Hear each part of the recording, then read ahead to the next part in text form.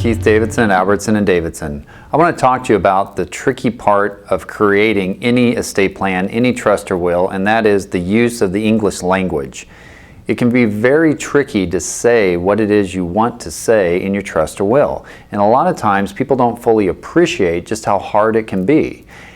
Add to that the fact that in trust and will, we use terms that are very, very antiquated. A lot of these concepts have been around for centuries, and we still use them today. So for example, you rarely leave a gift to your child. In our world, trust world, we leave it to issue.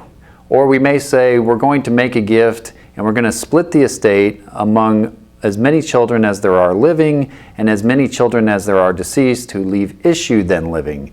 And that's very confusing language, but really all it's saying is divide it up among the people who are still around and give it to them in equal shares.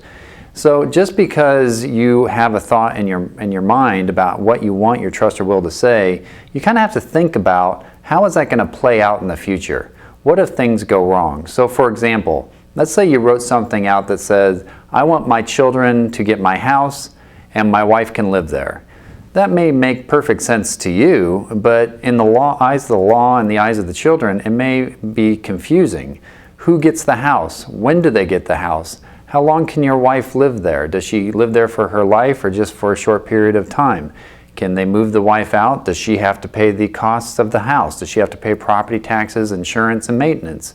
There's all these issues that go into that type of gift. And if you don't think about that, and you don't think about the language you need to explain and express that, then you can end up in a very messy, confusing situation very quickly.